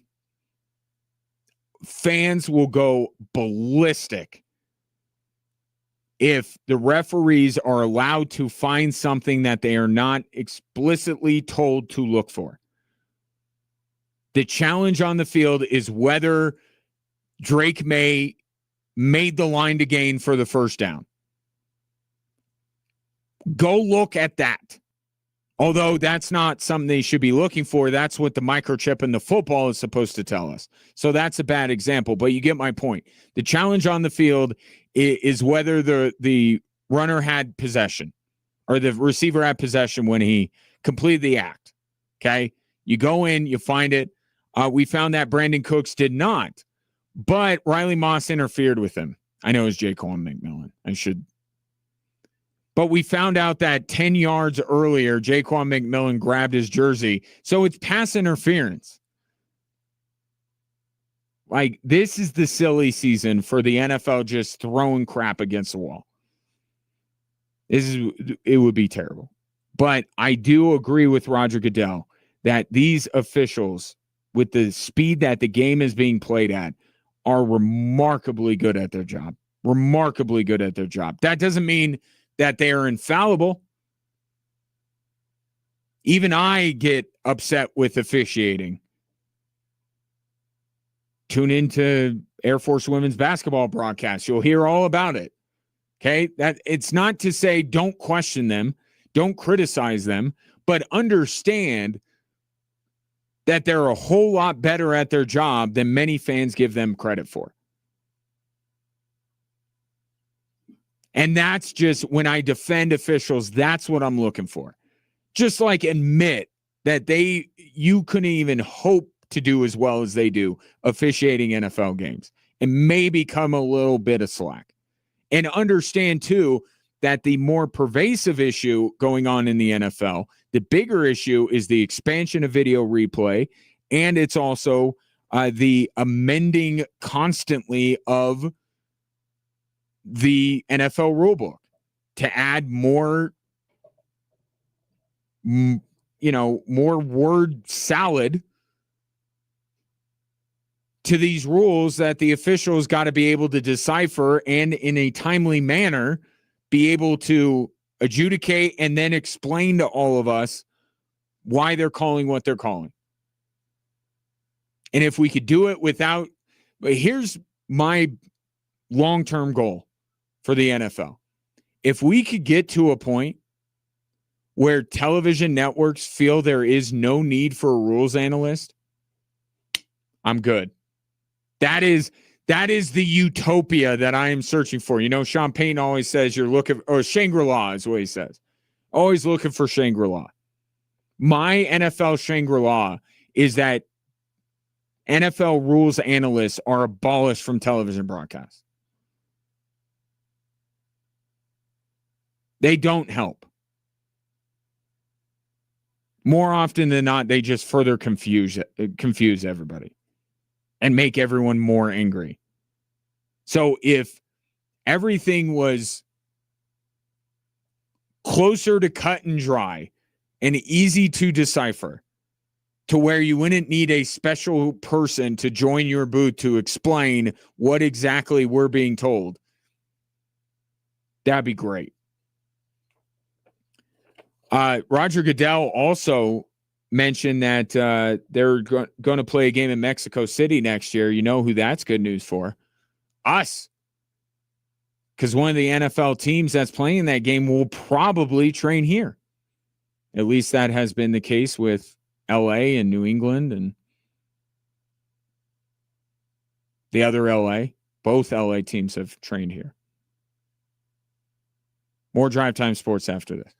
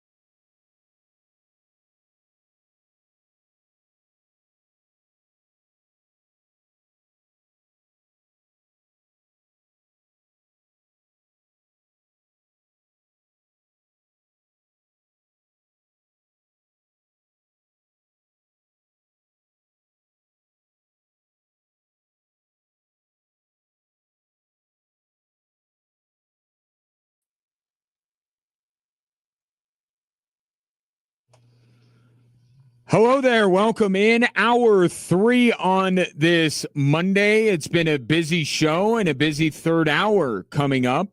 Glad to have you along. Hopefully you'll add to the busyness with your thoughts at 719-247-1313. Or if you're watching the show on our social media platforms, you can always drop a comment there and we'll get to them over the course of the program. Avs and Red Wings part 2 tonight. More on part 1 coming up in just a little bit. But right now, here are the 3 stories that are driving the show today.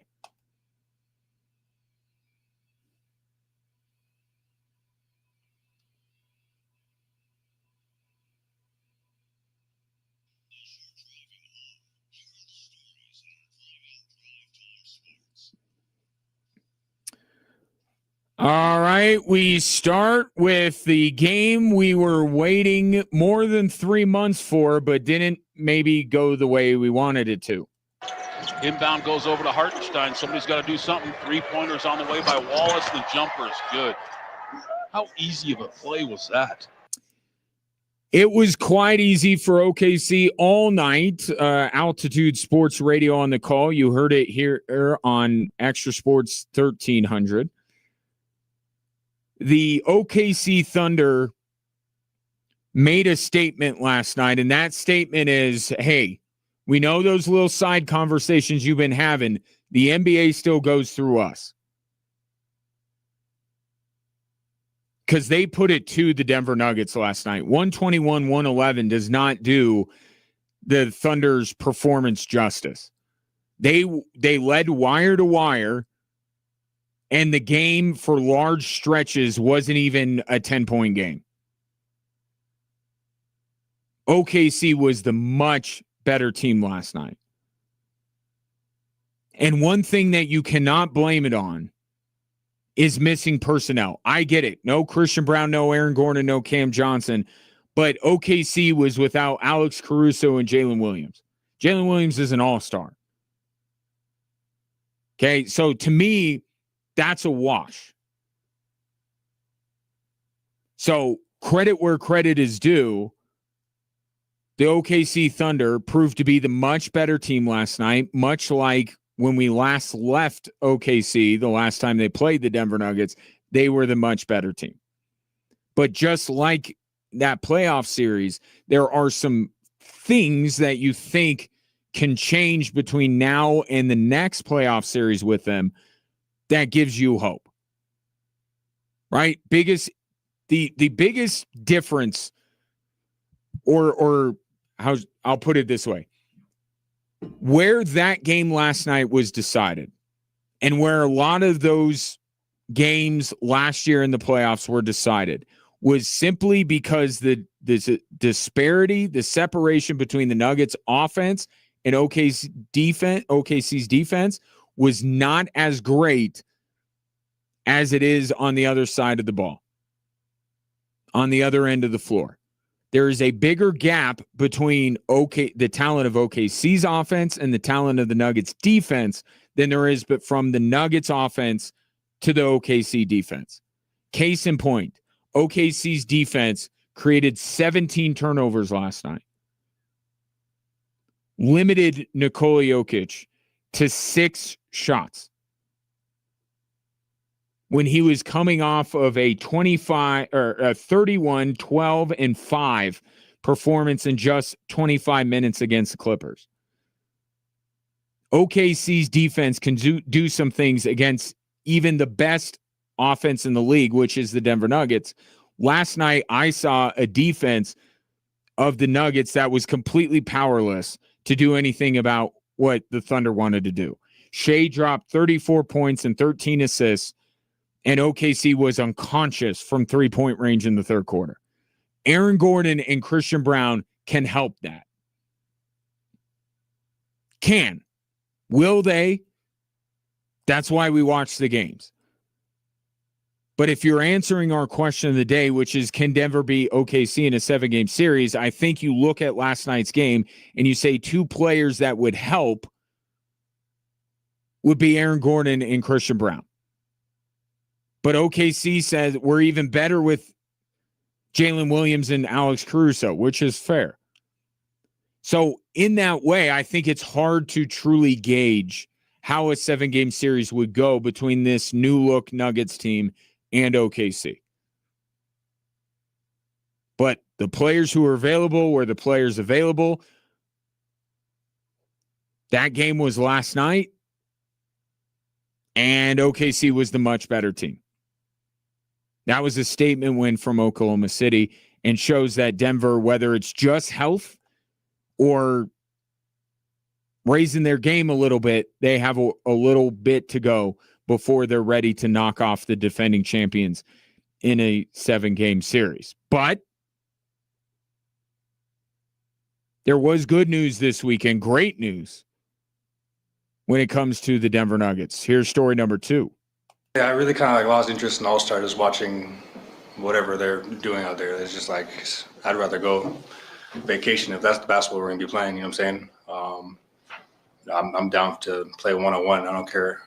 I'm just a competitor, right? So I would like to play. I know Wembyana will play. I know Giannis will play if he were to. So I just I want to be one of those guys that's known as somebody who's going to play hard every time he steps on the court and not just half-ass it. Jamal Murray is not only going to represent the Denver Nuggets in the All-Star game this year, he is apparently going to save the All-Star game. He's going to go out to LA and play because he shares in our frustration about how much of a sham and a farce that game has become. So if Jamal Murray would have said that earlier, I would have been campaigning much sooner for him to be an all-star. But he is an all-star, deserves to be an all-star in this season. And I'm not one that has campaigned for him in previous years. This year, he has put it all together. He's playing the best basketball of his career during the regular season, averaging career highs in points, rebounds, assists, shooting the ball better than he has in any season so far. He helped guide the Nuggets through a 3-week stretch without the best player in the world. Jamal Murray has elevated his game to the spot that I always thought it could go. This isn't I told you so. This is you see it as much as I do. You've seen what this guy is capable in the playoffs. There's no reason that there should be that night and day difference between Jamal Murray during the playoffs and Jamal Murray during the regular season. And the key, being available. The guy's played 45 of the Nuggets' 50 games this year. No ramp up. No missing games. It's just been Jamal Murray in rhythm, clicking every single game. And you get all-star level numbers. So the fact that he is finally an all-star, I'm not going to say it's about time like the NBA, it's about time. Jamal Murray, it's about time. He's had this capability all along, and he hasn't put it all together. This year, he has. Unequivocally deserves to go out to LA. And as an aside, I really hope that he can set a tone for at least his team in that All-Star game, because that's exactly what the All-Star game needs. It's effort. And Jamal Murray's mentality, that gamer mentality that he has, who knows, could make a positive difference. But the main point, Jamal Murray deserving of an All-Star nod. And he asked a few weeks ago, you got to change the narrative. I think the narrative or the storyline is what it was during the finals. It's that the Denver Nuggets have the best duo in the league. And when they are both right, when they are both healthy, when they are both on the court, they're borderline unstoppable. And now you can say that both of them are all-stars, further fortifying the fact they are the best duo in the NBA. So congratulations to Jamal Murray. Well deserved. We go to the NFL and the Denver Broncos for story number 3. Well, it'd be a pain in the ass for him. That was Sean Payton making a little joke about what if Davis Webb were to take the Raider job. And that's what he said.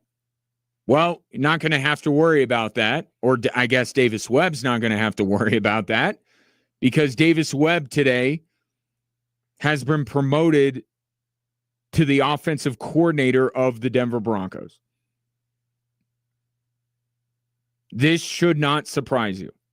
The minute Joe Lombardi was fired, I told you this is about Davis Webb. This is about putting him in that exact spot. And they did that. And he deserves to be in that spot. But he also deserves to be empowered by Sean Payton. And that's the other half of this. Does not surprise. It was always a matter of when, not if. And the things that led to it, this being the when, Broncos conducted a series of interviews that satisfied the Rooney Rule. Baltimore decided on their offensive coordinator, which is the Bears OC from this year. That was the only other job that I thought that Davis Webb would prefer over the Denver Broncos job. So that made the win today. Now the if becomes, does Davis Webb get play calling duties? I think that he should, and I have yet to receive any pushback on the idea that he should.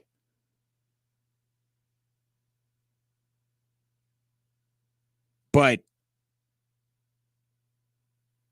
he should because Sean Payton has built up this program, and when you do that, then you have to empower the people that are around you. You have to let your program stand in many ways on its own. It doesn't need to be micromanaged. You don't have to be constantly worrying about every single aspect of the organization. You did at first because the Broncos were a mess.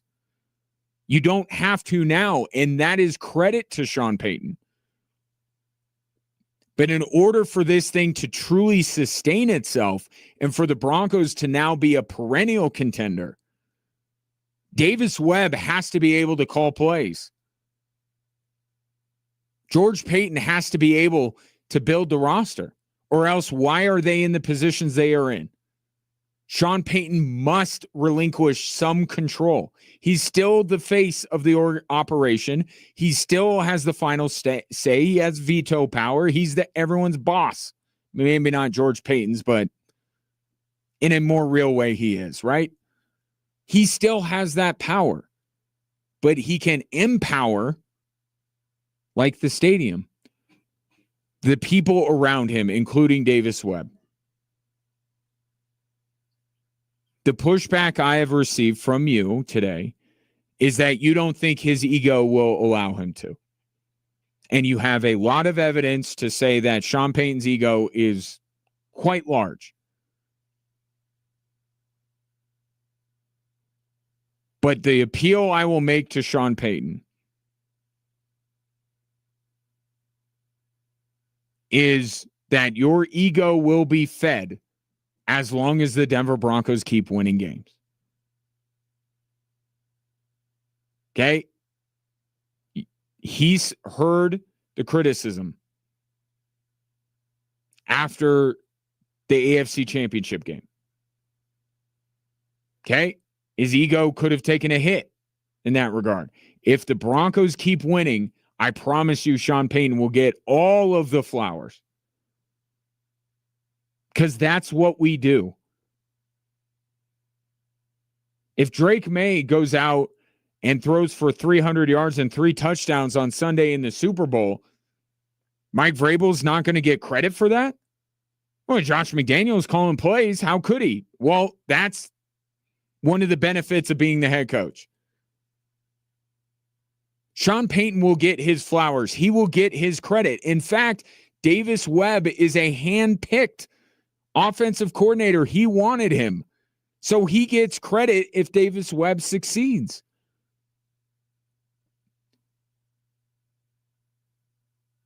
So, yes, it would feed Sean Payton's ego in different ways, but it would still feed his ego. He built this thing up with his people, his quarterback, his offensive coordinator, his play caller, his GM, or at least the GM that he said he can stay, his roster. If he can't cut off this little piece of his day-to-day or his Sunday and give it to somebody that he groomed to put into this position, then his ego's even further out of control than I think it is. I think Sean Payton will give Davis Webb play calling duties.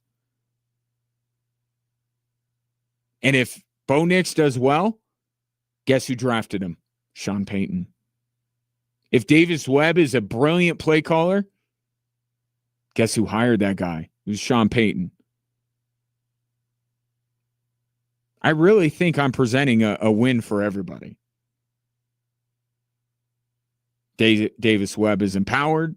Ego of Sean Payton is fed. Denver Broncos have a better chance at success next year and beyond. Everybody wins. 719-247-1313. Take your thoughts on the three stories that are driving the show. The Avalanche are in action tonight, and at least one reinforcement is on the way. I'll tell you who next on 740 KVOR and Extra Sports 1300.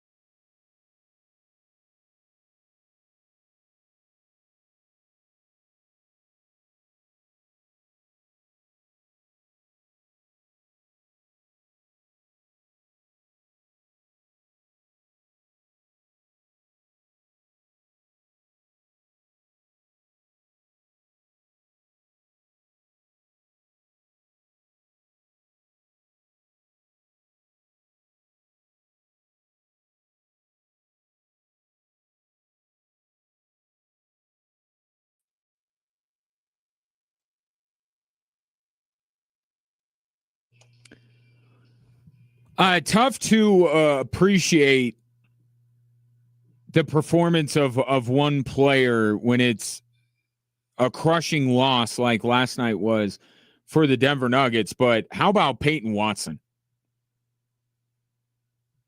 Okay, is he, was he a byproduct of, more volume because Jokic was out?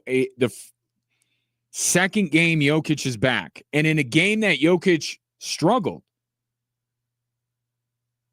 Peyton Watson played incredibly well.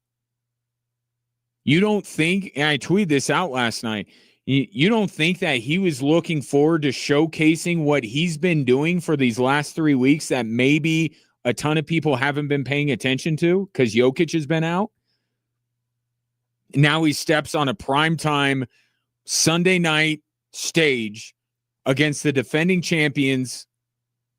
A lot of eyeballs on the game, and Peyton Watson looks like he has looked for the last 3 weeks. So that storyline is continuing. This version of Peyton Watson is coexisting with Nikola Jokic. Now, my question is, how much will it exist when Aaron Gordon is back and when the Nuggets are healthy? And that's why I say, I've talked to a few people about this, I don't think you put him in the starting lineup. I don't. I think you put him on the bench and you say our bench can be even better than we expected it to be.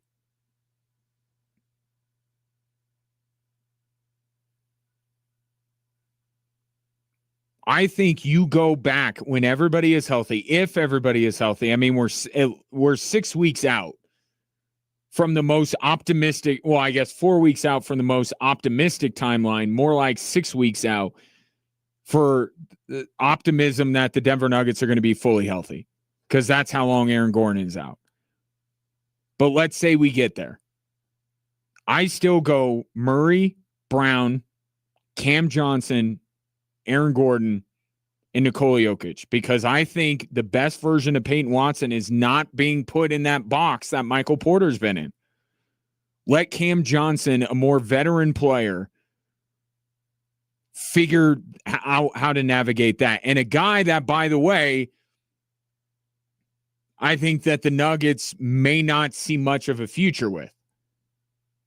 With Peyton Watson, if there's any hope that Stan Kroenke's going to write the check necessary to pay Peyton Watson, I think you want to have that guy at his full capabilities. And putting him on the bench with Valanciunas and Hardaway and letting the three of them guide the second unit, that's where you get more performances like last night. Unless you want to put Aaron Gordon on the bench.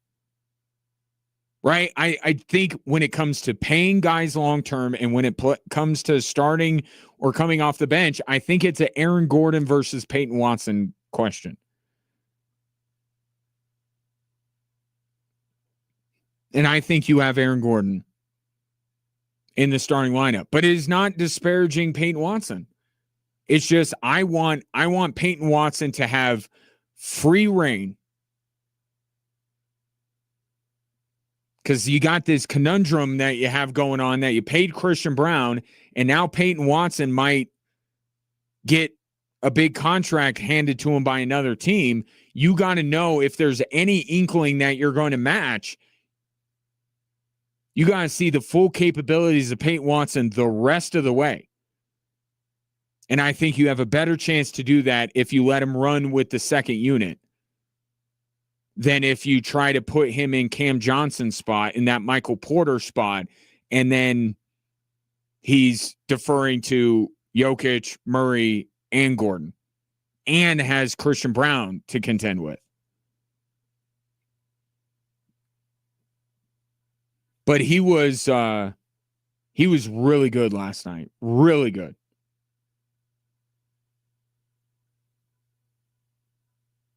Maybe the lone bright spot, honestly. Tim Hardaway wasn't great. Jamal Murray wasn't great. Jokic was a shell of what he was against the Clippers.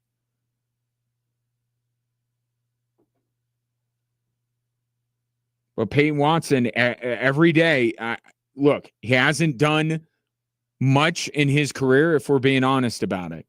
So I think it's right to kind of every game be like, okay, Peyton Watson, you're going to do it in this situation. You're going to do it in this situation. You're going to do it in this situation. Credit to him, he has. In every situation, he already looked like an improved player when everybody was healthy at the beginning of the year. Then everyone gets banged up. Peyton Watson looks like a star. And now here's the next thing. Nuggets are getting healthier. Jokic is back. Christian Brown, I expect to be back not tomorrow night, but the night after. Let's just keep seeing what Peyton Watson can do.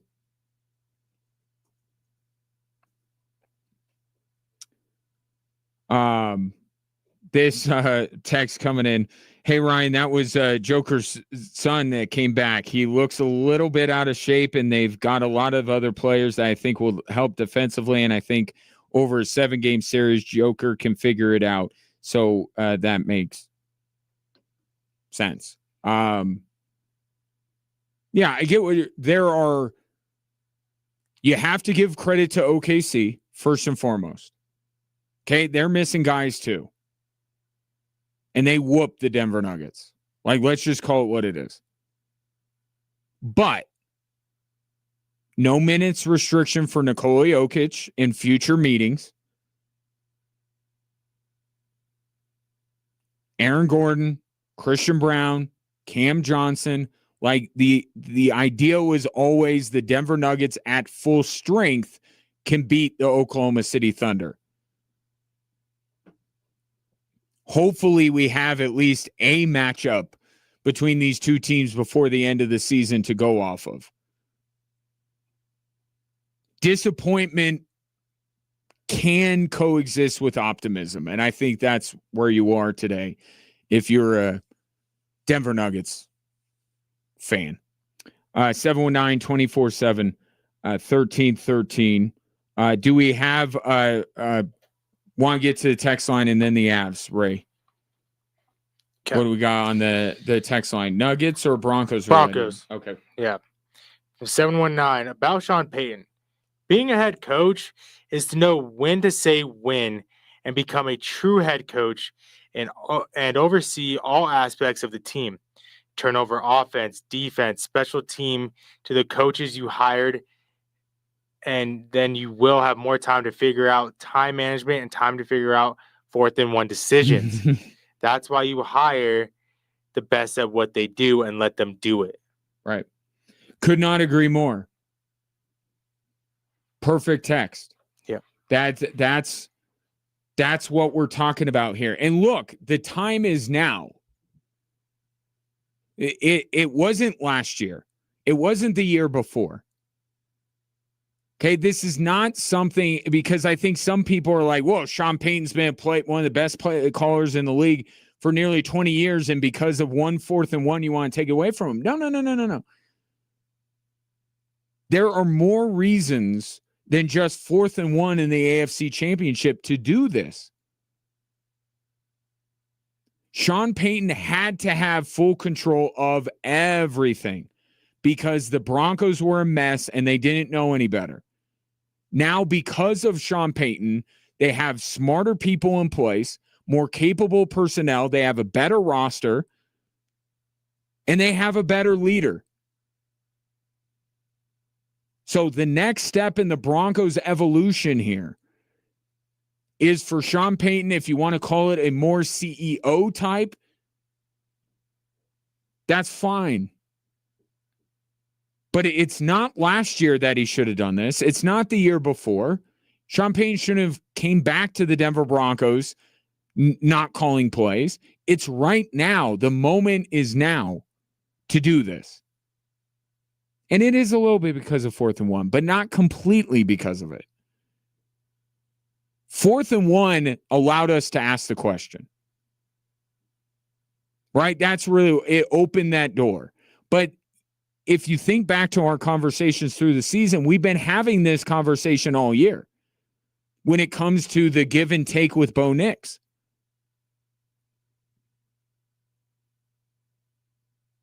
right? Are you going to let him run? Does he have to win from the pocket? Are you going to do things in your script to open the game that are more catered to what Bo Nix does well or what you want Bo Nix to do? Now you have a guy that Bo Nix is clearly very close with, and Davis Webb has a great relationship with him. They can work together, still with the long-term vision of Bo Nix being able to win from the pocket, because that's ultimately what he's going to have to do. But we've been having this conversation all year that maybe a different set of eyes, a different play caller could help that balance under the watchful eye of Sean Payton. And then you had 4th and 1, and maybe in part you also had Jarrett Stidham playing. So it was like, okay, maybe Sean Payton is not infallible. Maybe Sean Payton could use some help, right? He wasn't able to get Jarrett Stidham to play at the level he promised throughout the week. So what happened in the AFC Championship, I guess, kicked the door down. But the door was already open. We've been talking about this all year. At the same time as Davis Webb was getting a lot of credit for his relationship with Bo Nix, the play calls he had in that preseason game, and just overall how people in the NFL felt about Davis Webb, that he is a rising star.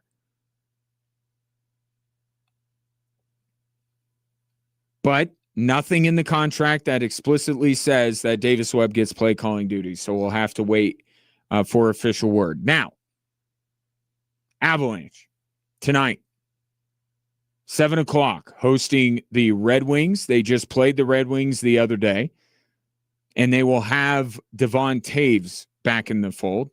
To be fair, they didn't need him on Saturday. They did just fine without Devon Taves, but Taves has been a player that I think, along with Gabriel Landeskog, the Avalanche have really missed, because they haven't been as good at preventing goals since he got hurt. Now, I don't know if Detroit is necessarily the team. They certainly weren't on Saturday, the team to stress test the Avs' ability to prevent goals.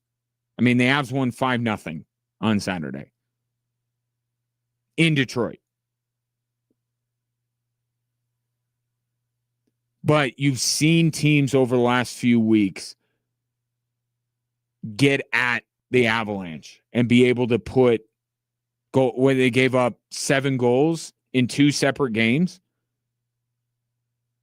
The game the other night with Ottawa, Devon Taves is a big part of the Avs preventing goals. So getting him back is great. Landeskog still out, but Jared Bednar doesn't think that Landeskog will miss the Olympics.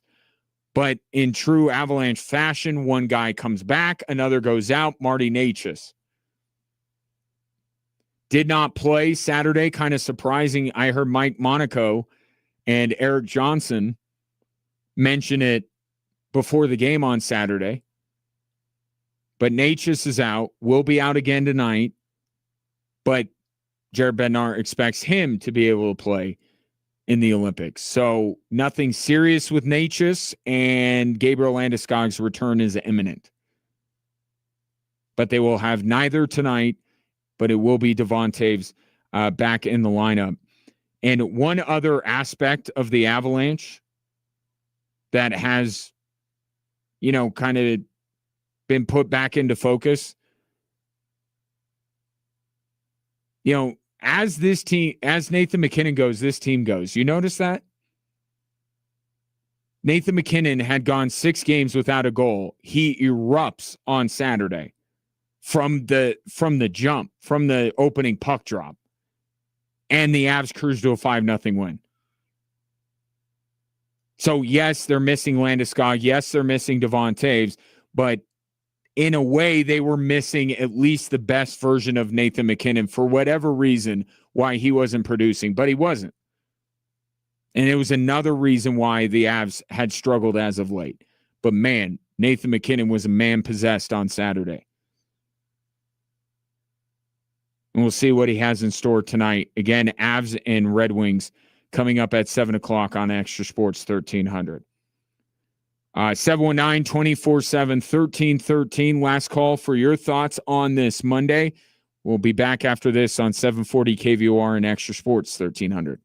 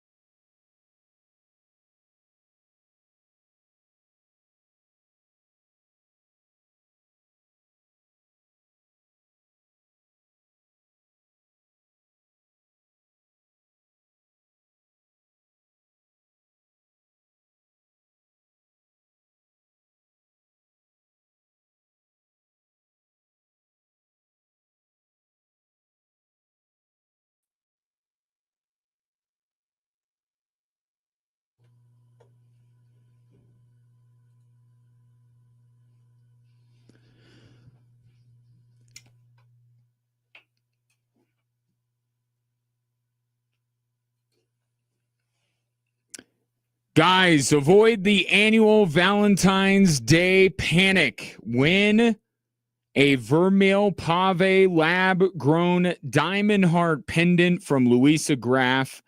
Premium lab-grown diamonds. Looks like you actually planned ahead. At extrasports1300.com or kvor.com to enter and do that by Sunday. It's a necklace. I don't know if I have a Vermeil. Look, I'm a sports guy, so it looks like it says Vermeil, like Dick Vermeil. It's a necklace. It's nice. If you go to the website, you could see a picture of it.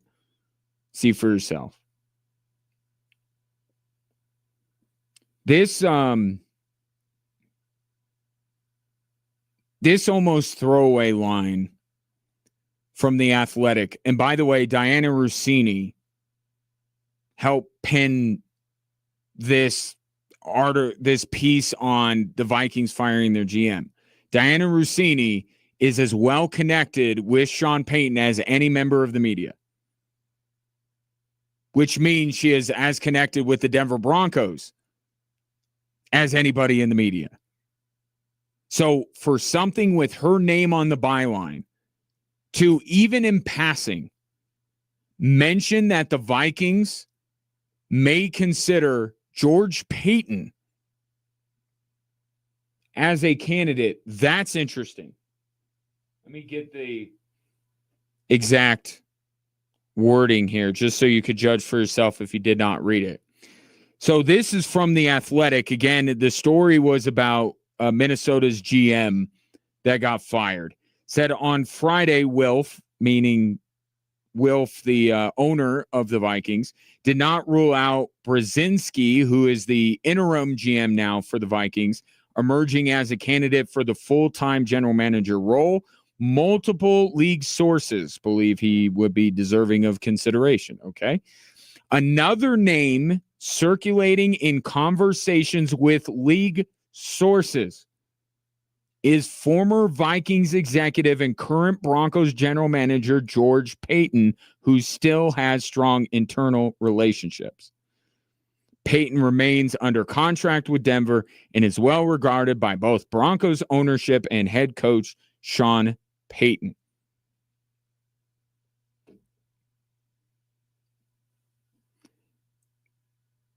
It's interesting. It's interesting because could George Payton's connections to Minnesota tug at his heartstrings a little bit? Right? I remember with Tim Connolly, it was like the Wizards job was kind of like, well, if Tim Connolly left, it might be, to go back home and build up that program and whatever. Are those ties to that organization strong enough for George Payton to leave the Denver Broncos? I would think alone, no. But if there's a raise and a better title and it's an organization that he is quite fond of and, a lot of other ands, who knows? But what's interesting to me is the fact that Diana Rossini's name is on this. Her league sources, in part, are Broncos sources. So could this be a leveraged play for George Payton? To say, I don't want to go to Minnesota. I want to stay here. But I'd like a, better title, more money, more say, final say, whatever that might be.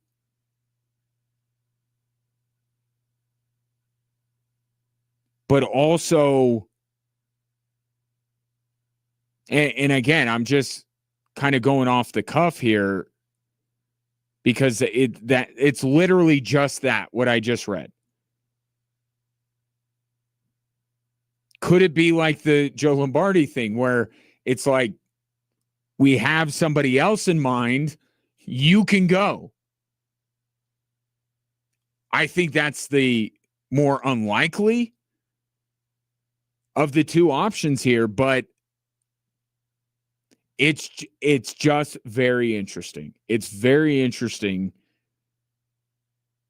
that somebody as connected, and I know her world as a reporter does not revolve around Sean Payton, but it's just that when Diana Rossini says something about the Broncos organization, she has it on very good authority.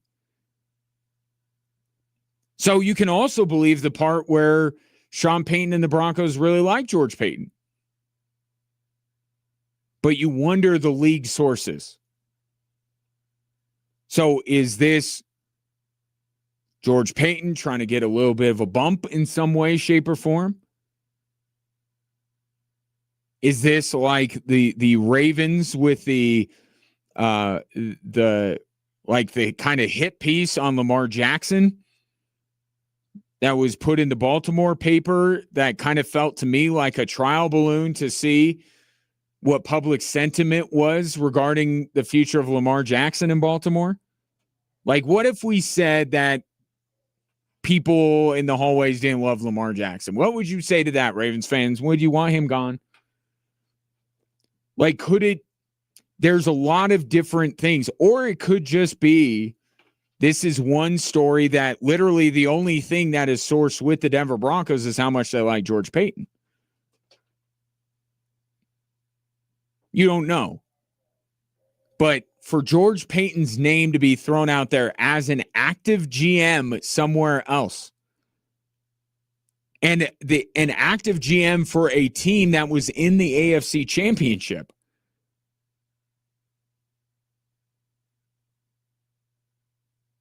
kind of feels like that guy would be completely off limits, like out of the question. Of course not. But does it speak to the desire of the Minnesota Vikings?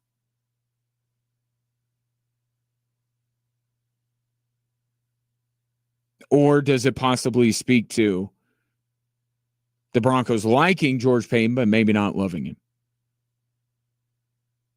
We'll see. First mention of his name. In passing, it was much more just about the set of circumstances, mostly choosing J.J. McCarthy over Sam Darnold, that got their GM fired. But it just, as I was reading, I'm just like, oh, wait a minute. George Payton? He's employed last time I checked. So we'll see if there's an additional mention of George Payton in the coming weeks. Now, the Athletic article did say that they're not going to start their search and everything in earnest for a few weeks here. So keep an eye out. Another Minnesota team trying to steal from a Denver team. Just, don't stop. Took Tim Connolly and now trying to take George Payton. So we'll see how that goes. Mentioned Avs and Red Wings tonight at 7 o'clock. Devon Taves is back. Olympics starting this week. Your interest level in the Olympics. I have a fair amount, and I'll tell you two things, and we'll get more in depth as we move through the week.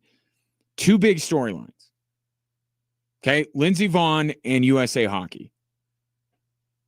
Every time those two entities or people compete, I'm going to be locked in. Lindsey Vonn making her comeback. She banged up her knee the other day, so I don't know what her status is and how that will impact her. But coming back at 41 years old, one of the biggest names in not just Winter Olympics, but Olympics in general, making a comeback. Huge story. Probably the biggest story when you take everything into account. I said this when she won the downhill title a month or so ago. Said Lindsey Vonn's going to be the biggest story. What is NBC going to keep talking about? Lindsey Vonn. But also the Canadian-U.S. rivalry in hockey, just the hockey in general, I'm going to be locked in on. But we'll get to that throughout the week. And, oh, yeah, there's a significant football game going on Sunday. We'll start that conversation tomorrow. And, of course, you can hear the game this Sunday on both Extra Sports 1300 and 740 KVOR. That'll be it for today. Appreciate your patronage and your interaction. Enjoy Avs and Red Wings on Extra Sports 1300. Talk to you tomorrow.